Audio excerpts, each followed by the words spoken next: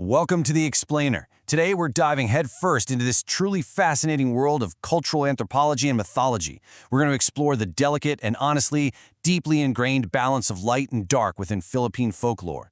It's this incredible universe where ancient spiritual healing is just constantly locked in a struggle against some of the most absolutely terrifying creatures ever conceived.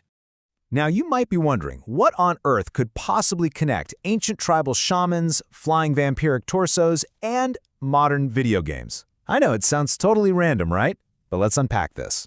Because I promise you, by the time we wrap up, you'll see exactly how these wildly different elements weave together across centuries of Philippine history to form a living, breathing cultural legacy. Here's our quick roadmap for today's explainer. We're going to explore the roots of healing, confront the creatures of the night, uncover the power of salt, and finally see how all of this survives in modern pop culture. Let's jump in. Section 1. Roots of Philippine Healing. The Healers of the Light.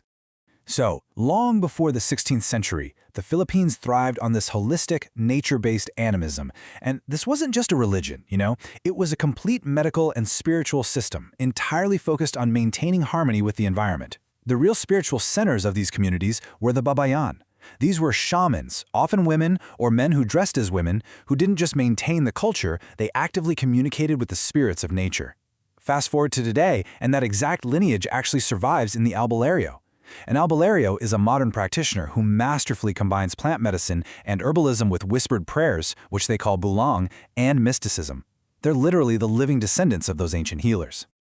And these healers, they weren't just guessing out there. They had a highly sophisticated, completely holistic approach to physical and emotional well-being.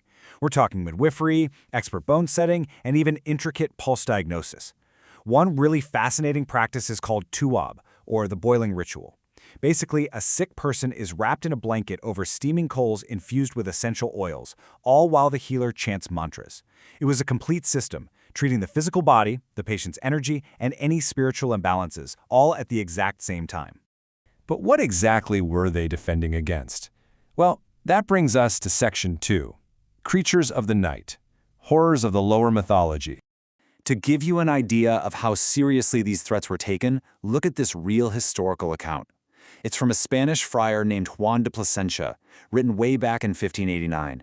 He wrote about a creature called the manananggal, stating its purpose was to show itself at night and, get this, without its head or entrails.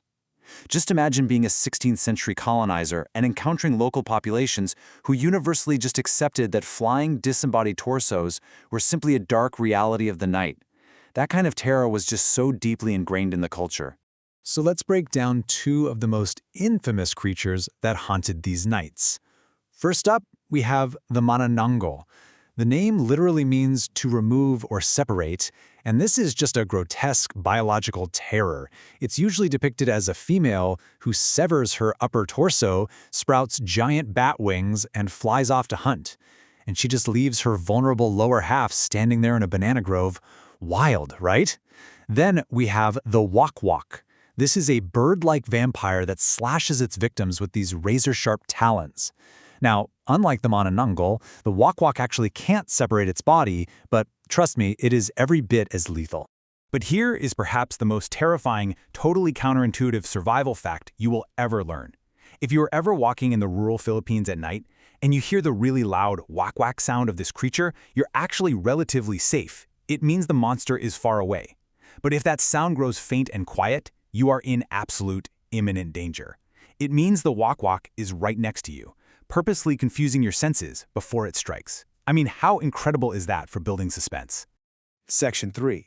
The Power of Salt. The Ultimate Deterrent.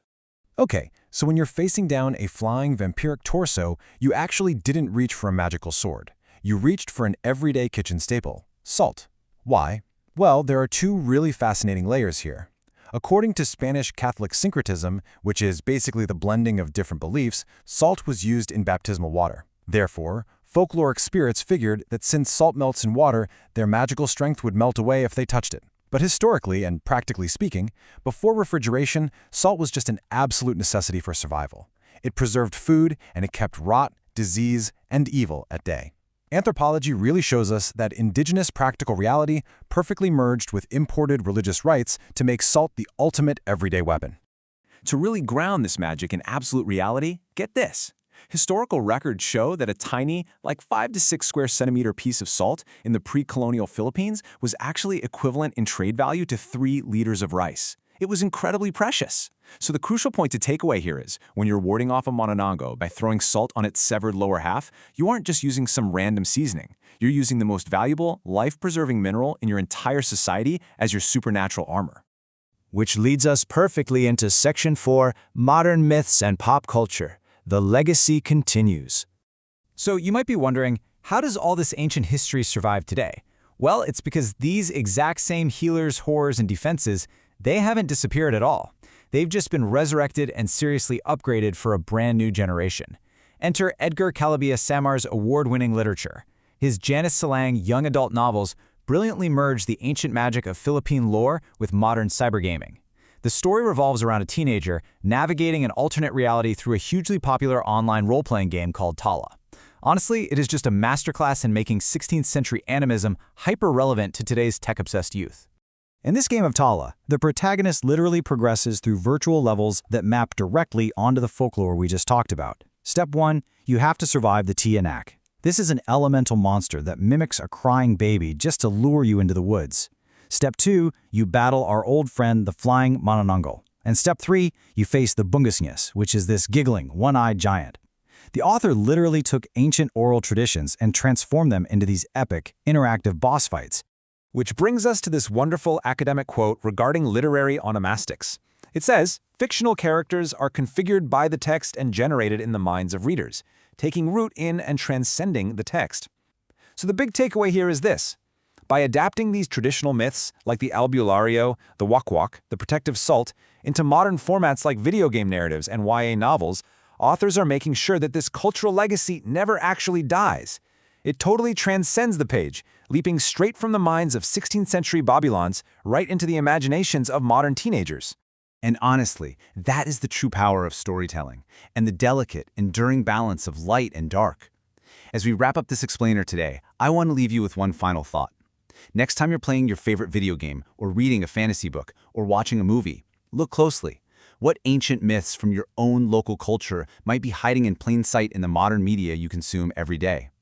Thank you so much for exploring this incredible mythology with me. Keep asking questions, keep looking for the lore, and I'll catch you next time.